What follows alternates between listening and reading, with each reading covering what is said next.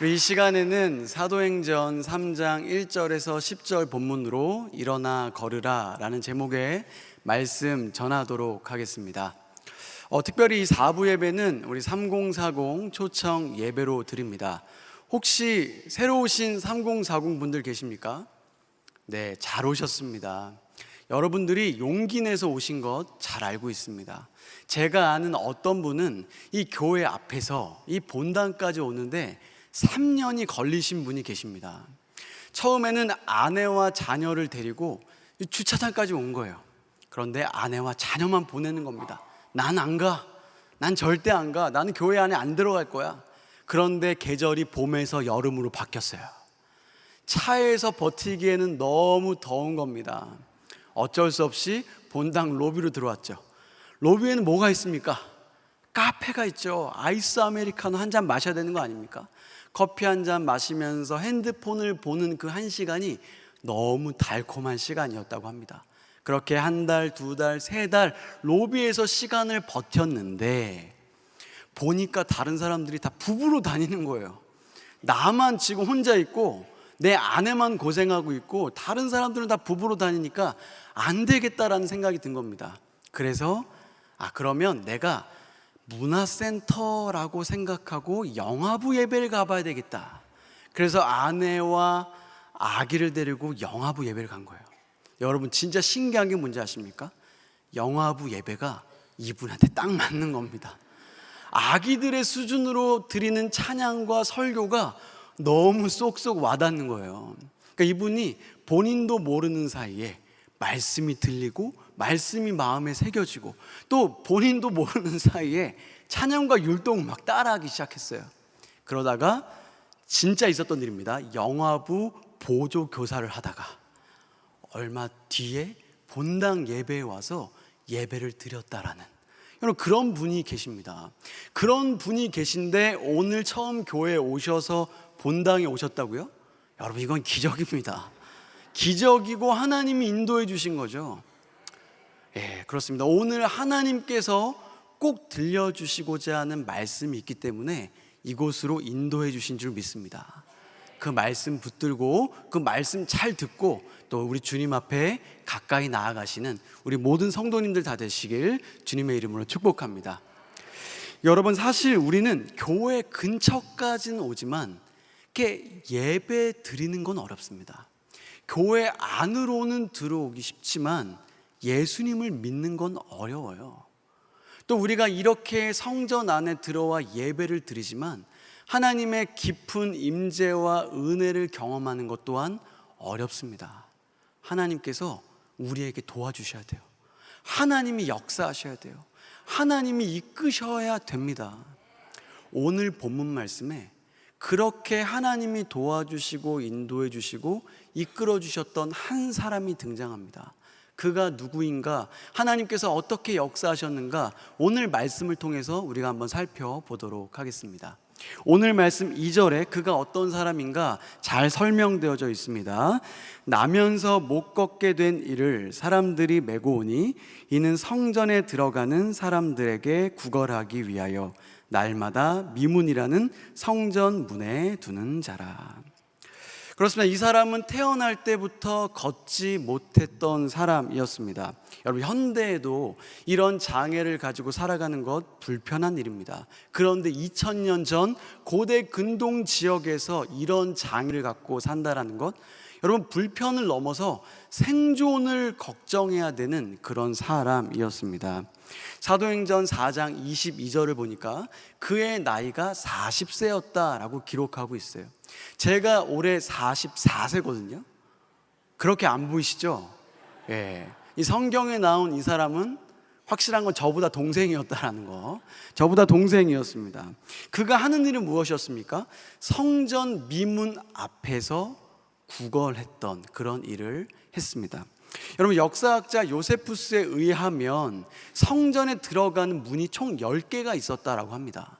근데 그 중에서 가장 웅장하고 화려했던 문이 바로 동쪽에 있었던 미문이었습니다. 얼마나 아름다웠으면 이름이 미문이에요. 아름다울 미 문문, 뷰티풀 게이트인 거죠. 그렇게 아름다운 문, 거기 앞에서 구걸을 한 거예요. 그 문이 얼마나 웅장했냐면 높이가 23m입니다. 아파트 8층 높이. 그게 문이에요. 넓이는 20m. 그리고 최고급 고린도 황동과 금과 은으로 만들었어요. 너무 아름다웠다고 합니다. 특히 아침에 저녁에 햇빛이 비치면 정말 아름답다, 하나님이 함께 하신다는 것이 느껴질 정도로 너무 아름다운 문이었다고 합니다. 그는 매일매일 그 문 앞으로 갔습니다. 그리고 그곳에서 구걸했죠. 아름다운 문 앞에 매일매일 있었던 사람이었지만 결코 그의 인생은 아름답지 않았습니다. 그렇다면 그는 언제부터 구걸을 시작했을까요? 그가 40세니까 10살 때 시작했으면 30년을 구걸을 했겠죠. 20살 때 시작했다면 20년을 구걸을 했을 겁니다. 처음에는 부끄러웠겠죠. 처음에는 민망했을 겁니다. 그런데 시간이 가면 갈수록 익숙해졌고 이제는 프로 구걸러가 되었습니다. 다른 사람이 나에게 주는 돈, 이거 하나만 목표로 삼고 그 자리를 매일 지키는 사람이 되었습니다. 그는 처음에 그 자리에 앉았을 때 성전에서 일어나는 일들에 대해서 관심이 많았어요. 나도 저렇게 예배드리고 싶다, 나도 저렇게 찬양하고 기도하고 싶다라는 생각이 그에게 있었을 겁니다. 그런데 시간이 지나면 지날수록 그런 생각이 없어집니다. 사람들이 예배드리고 와서 표정이 밝아졌어요. 서로 은혜를 나눕니다. 간증을 나눕니다. 처음에는 그 사실이 너무 궁금했는데 이제는 궁금하지 않아요. 그에게는 이 사람이 은혜 받아서 제발 나한테 조금이라도 더 크게 많이 적선해 줬으면 좋겠다, 이것이 인생의 목표요 방향이 돼버린 사람, 그가 바로 오늘 성경 본문에 나온 주인공입니다. 여러분, 돌아보면 이 성전 미문에 앉아 구걸하던 안진뱅이, 묵상하고 묵상해보면 이 사람이 저 자신이고 우리 자신이라는 것을 깨닫습니다. 여러분, 우리는 매주 이 웅장한 성전에서 예배를 드립니다. 그런데 하나님의 은혜와 하나님의 임재로부터 멀어 있을 때가 너무나 많이 있습니다. 거기에 우리는 오히려 내면의 절망과 슬픔에 갇혀 있을 때가 많죠.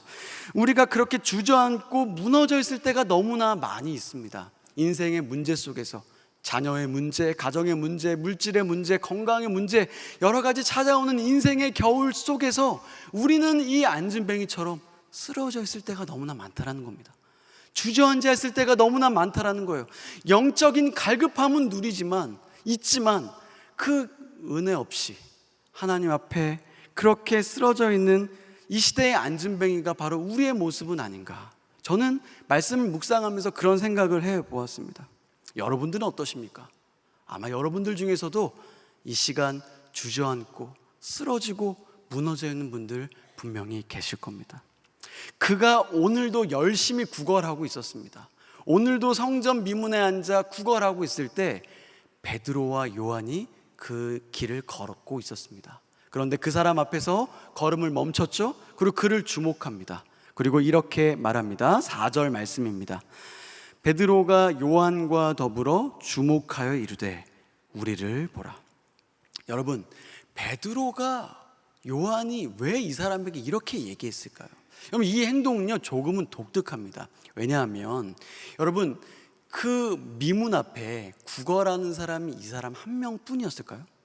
아닙니다. 여러분, 그 당시 이 경건한 유대인들은 구제를 많이 했습니다.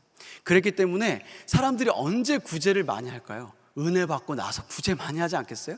그러니까 성전 앞에서 그렇게 구걸하는 사람들이 많았는데 특히 이 미문 앞에는 구걸하는 사람들이 너무너무 많았다라고 합니다. 그 중에 한 명인 겁니다. 수없이 많은 거린들이 있었는데 왜 하필 베드로와 요한은 이 사람 앞에 멈춰서 주목했냐라는 겁니다. 성령 충만했던 베드로와 요한은 보았습니다. 아니, 하나님께서 그들에게 보여주셨습니다. 무엇을요? 지금 안진뱅이 거린에게 있는 그 영적인 갈급함을 말입니다. 그의 영적인 목마름을 말입니다. 스스로도 모르고 스스로도 느끼지 못하는 영적인 갈급함이 그에게 있다라는 것을 하나님께서 보여주셨고 베드로와 요한은 그것을 깨달아 그곳에 멈춰서게 된 것입니다. 사랑하는 여러분, 하나님께서 오늘 우리에게 주시는 첫 번째 메시지가 여기 있습니다. 하나님은 내 안에 숨겨진 갈망을 아십니다. 우리 한번 따라해 볼까요? 하나님은 내 안에 숨겨진 갈망을 아십니다. 그렇습니다. 우리는 한 주간 바쁘고 정말 숨막히게 살아갑니다. 하루하루 생존을 위해서 버텨냅니다. 그러다 보니까 하나님 생각을 못하고 살다가 다시 주일 예배로 올 때가 참 많이 있습니다. 여러분, 그럴 때 많이 있지 않으십니까? 여러분, 미지근해집니다. 아니, 완전히 차갑게 식어집니다. 하지만 하나님은 그런 내 안에 있는 숨은 갈망, 숨은 목마름, 그 목마름과 갈망을 알고 계시다라는 거예요. 지금은 현실에 파묻혀 있고, 지금은 문제에 휩쓸려 있고 주저앉아 있지만 내 안에 있는 갈망을 하나님만은 알고 계신다라는 겁니다. 사랑하는 여러분, 그렇기 때문에 포기하시면 안 됩니다. 내 신앙의 모습을 내 스스로 진단하며 포기하시면 안 돼요. 정죄하시면 안 돼요. 내가 매주 예배 드리는데 이렇게 밍숭밍숭하게 예배 드릴 거면 예배 안 드리는 게 낫나? 매주 설교 듣는데 매주 졸아, 매주 하품해. 그럴 거면 내가 집에 가서 발 뻗고 자는 게 낫지 않나? 내가 신앙이 변하질 않네. 교회는 오래 다니는데 내가 성숙해지지 않는 것 같아. 나한테 신앙생활은 안 맞나 봐. 이렇게 스스로 진단하거나 포기해서는 안 된다라는 겁니다. 하나님께서는 내 안에 숨은 갈망이 있음을 알고 계세요.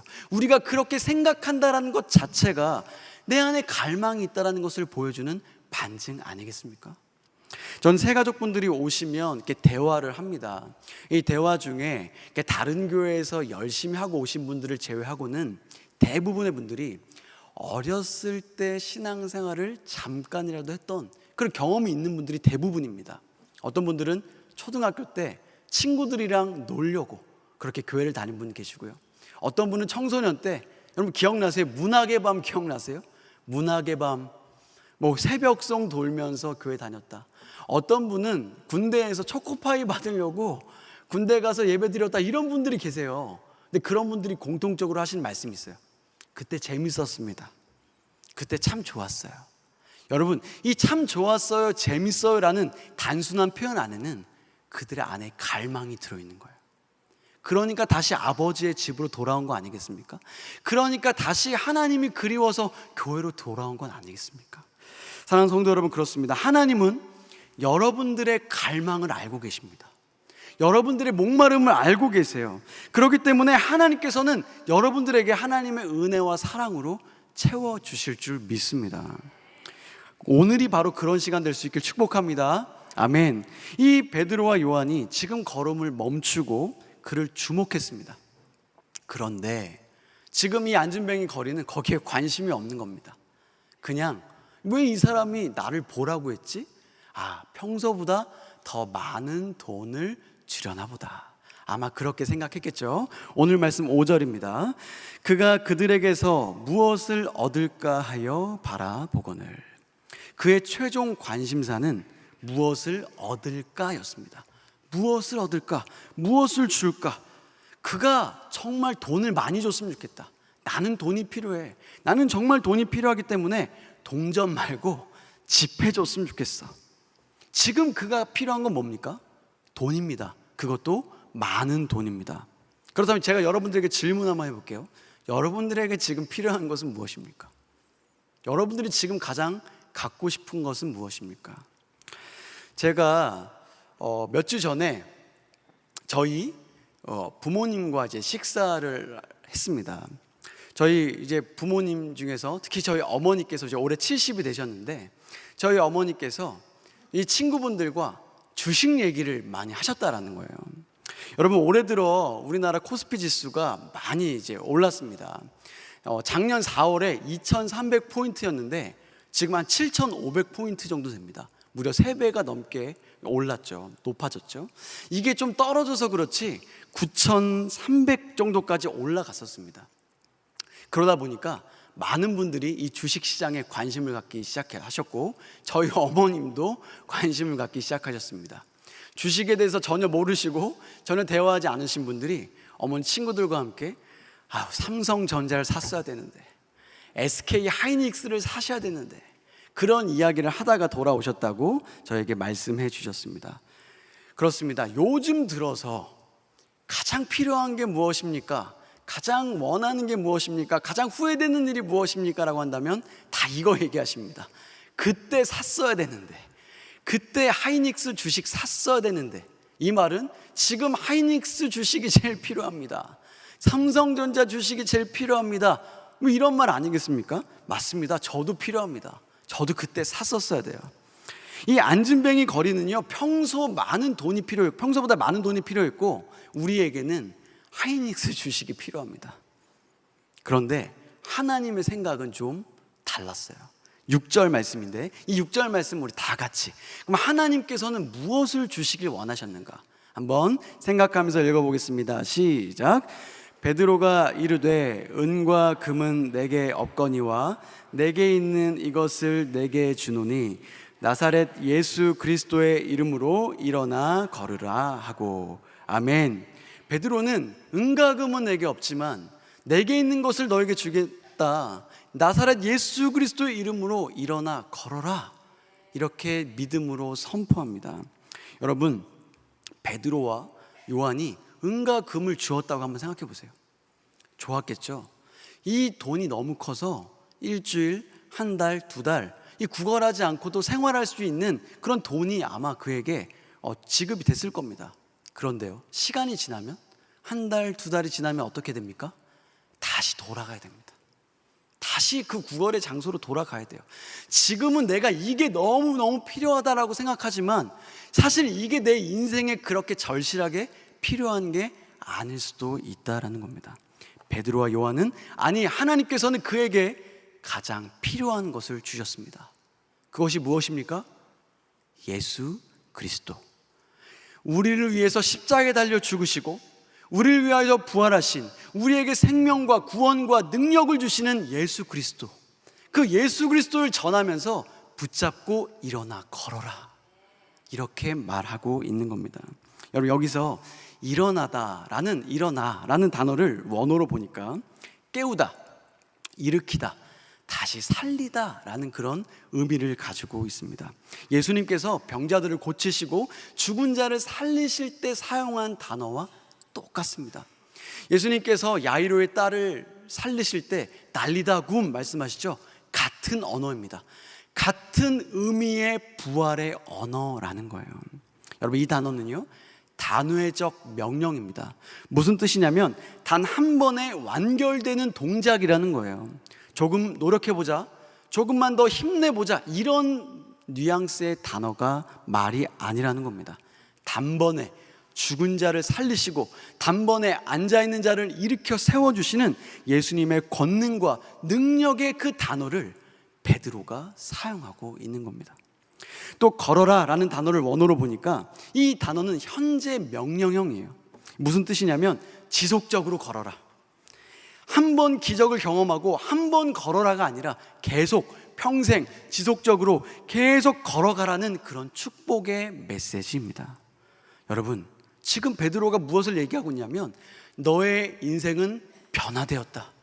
너의 인생은 변화되었고 평생 걷는 인생, 평생 너의 일상과 삶이 회복될 것이다 라고 말씀하고 있는 것입니다. 하나님께서는 이 안진뱅이 거린에게 진짜 필요한 게 무엇인지 알고 있으셨습니다.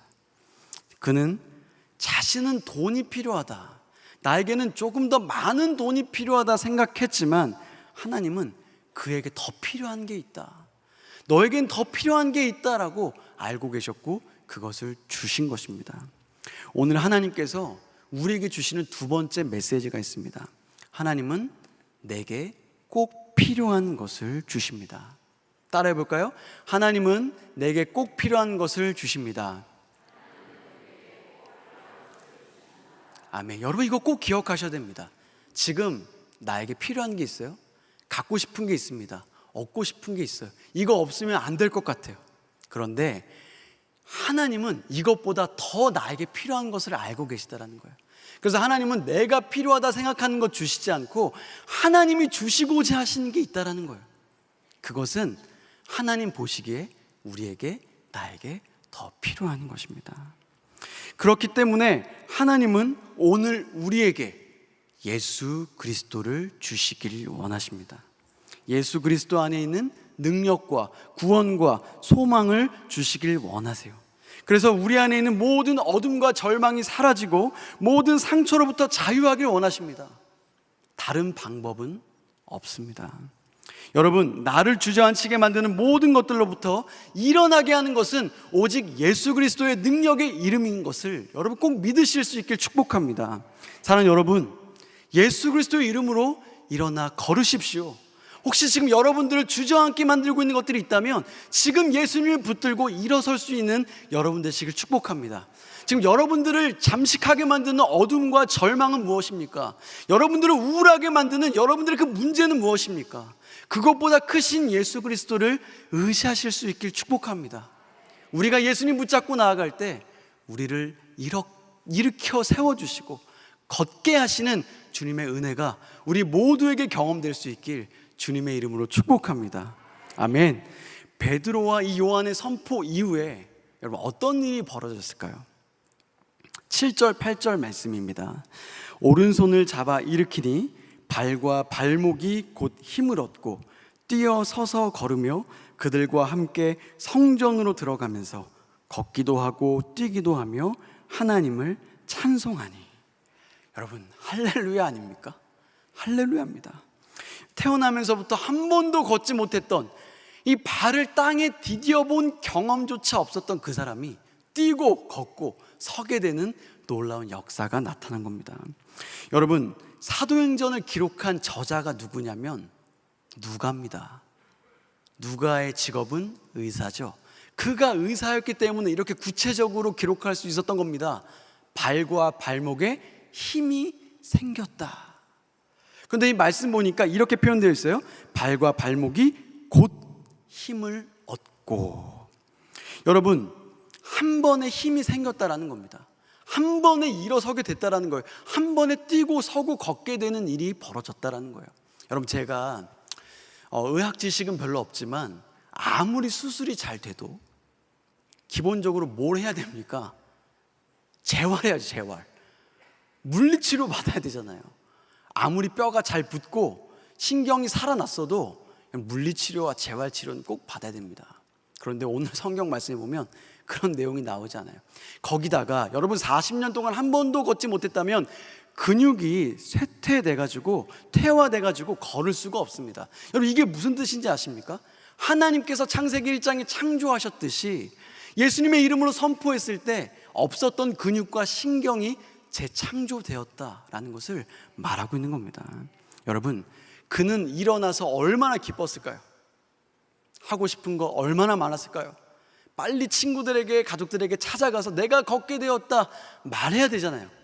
근데 그가 일어나서 가장 먼저 간 곳이 어디입니까? 성전입니다. 그 전까지는 성전 미문 앞에 있었거든요. 20년, 30년 성전 미문 앞에만 있었던 그 사람이 이제 드디어 성전 안에 들어갑니다. 거기서 하나님을 예배합니다. 거기서 하나님을 찬양합니다. 여러분, 그가 이제 성전에 들어가서 그의 목마름과 갈망을 하나님께서 채워주시는 그 장면이 오늘 이 말씀인 겁니다. 사랑하는 여러분, 오늘 말씀의 기적도 놀라운 기적이죠. 하지만 더 큰 기적은 그가 성전에 들어갔다라는 거예요. 그의 인생 두 번째 스토리가 성전 안에서 다시 시작되는 겁니다. 하나님과 함께 살아가는 삶, 하나님의 임재 속에 살아가는 삶, 하나님과 동행하며 살아가는 삶이 그에게 나타나게 될 것입니다. 하나님께서 오늘 우리에게 주시는 세 번째 메시지가 여기 있습니다. 하나님은 내 인생을 복되게 변화시키십니다. 한번 따라해 보겠습니다. 하나님은 내 인생을 복되게 변화시키십니다. 아멘이십니까? 아멘. 하나님은 우리를 미문 앞에 앉아 있도록 내버려 두지 않으십니다. 하나님은 우리가 계속 그 자리에 있길 원하지 않으세요. 우리가 다시 일어서서 걷고 성전 안에 들어가 복된 삶을 살기를 원하신다라는 겁니다. 여러분, 그의 인생 나중에 어떻게 되는지 아십니까? 추측해 볼 수 있는 몇 말씀이 있습니다. 먼저 사도행전 4장 4절 말씀인데요, 제가 한번 읽어보겠습니다. 말씀을 들은 사람 중에 믿는 자가 많으니 남자의 수가 약 5천이나 되었더라. 그가 워낙 유명한 사람이었거든요. 수십 년 동안 미문 앞에서 구걸하던 안진병이었기 때문에 그를 모르는 사람은 아무도 없었어요. 그러니까 사람들이 신기해서 다 모인 거죠. 솔로몬 행각에 다 모였습니다. 그때 베드로가 나서서 설교합니다. 그랬더니 남자만 5,000명, 여자와 어린이 포함하면 10,000명, 15,000명이나 되는 많은 사람이 예수님을 믿게 된 겁니다. 예수님이 오병이어와 똑같은 사람인 거 알고 계십니까? 똑같은 인원인 거? 이렇게 많은 사람들이 예수님을 믿게 되었다는 거예요. 여러분, 조금 전까지 30분 전, 1시간 전까지 그 성전 미문 앞에 앉아 있었던 이 사람이 예수님을 10,000명이나 믿게 만드는 구원의 통로로 쓰임받게 되었다는 것. 여러분, 할렐루야죠. 여러분, 그렇게 인생이 이렇게 역전될 수 있습니까? 주님이 이 사람을 이렇게 사용하고 계신다라는 겁니다. 또 한 가지가 있습니다. 그가 앞으로 어떻게 살았을까? 11절 말씀인데, 이 말씀을 다 같이 한번 읽어보겠습니다. 시작. 나은 사람이 베드로와 요한을 붙잡으니. 아멘. 그가 낫고 베드로와 요한을 붙잡았어요. 무슨 뜻입니까? 따라가겠다라는 거죠. 따라가겠다, 함께 하겠다라는 의미입니다. 마치 베드로와 요한이 예수님을 붙잡고 따라갔던 것처럼 나도 이제 당신들을 따라가겠습니다. 나도 이제 제자로 살겠습니다. 나도 그리스도인으로 살겠습니다. 그는 평생 그렇게 그리스도인으로 주님을 전하며 본인에게 있었던 놀라운 기적을 전하며 살았을 것입니다. 사랑하는 여러분, 그는 태어날 때부터 걷지 못해서 성전 미문에 앉아 구걸했던 그런 사람, 그런 인생이었습니다. 그런데 하나님께서는 그의 갈망을 아셨죠. 그의 갈망을 아시고 그에게 가장 필요한 것, 예수 그리스도를 주셨습니다. 그리고 그는 예수 그리스도의 권세로 일어섰고 이제 예수님을 향해 걷는 인생, 예수님과 함께 걷는 인생이 된 것입니다. 사랑하는 성도 여러분, 우리 식구들, 그리고 오랜만에 오신 분들, 그리고 오늘 새로 오신 분들, 여러분, 우리가 지금까지 살아오면서 우리의 인생 내 뜻대로, 내 마음대로, 내 생각대로 되던가요? 저는 짧은 인생 살았지만 제 인생 제 마음대로 안 된다는 걸 너무너무 잘 압니다. 열심히 생존을 위해 뛰었거든요. 열심히 성실하게 살았거든요. 그런데 더 무너질 때가 있어요. 더 주저앉을 때가 있어요. 더 쓰러질 때가 있어요. 내 안에 더 많은 어둠과 절망이 제 안에 잠식이 될 때가 있어요. 마치 오늘 본문에 나온 안진뱅이처럼 말이죠. 그 좌절과 한계 속에서 열심히 살지만 해결되지 않는다는 것을 너무너무 깨달을 때가 많이 있습니다. 그렇다면 여러분, 우리가 여기까지 이렇게 살아왔으면 이제는 다른 선택을 해야 되는 건 아닙니까? 이제는 좀 다른 방향을 선택해야 되는 것 아닙니까? 예수님께서 말씀하십니다. 내가 길이요 진리요 생명이다. 내가 방향이고 내가 길이고 내가 너의 삶의 목표다. 내가 너를 새롭게 하고 내가 너를 살릴 것이며 내가 너를 일어나 걷게 할 것이다. 나와 함께 살자, 나와 함께 걷자. 예수님께서 지금 이 시간 우리를 초청하고 계십니다. 사랑하는 여러분, 예수님은 우리를 일어나 걷게 하십니다. 예수님의 생명이 우리를 회복시킵니다.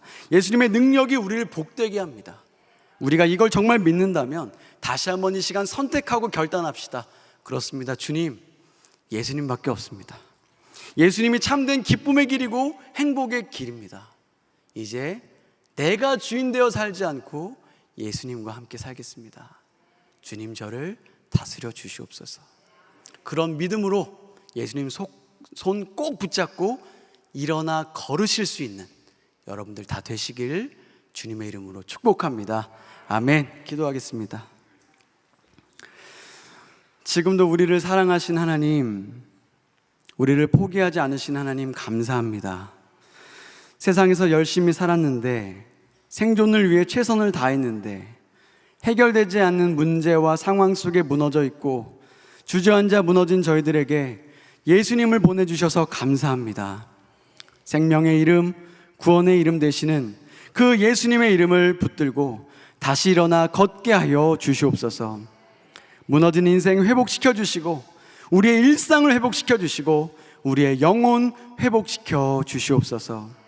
그래서 이제는 이전과 다른 새로운 삶으로, 복된 삶으로 변화시켜 주셔서 이제 혼자가 아니라 주님과 함께 걷는 믿음의 삶 살게 하여 주시옵소서. 그렇게 이끄실 주님을 찬양하며 예수 그리스도의 이름으로 기도드립니다. 아멘.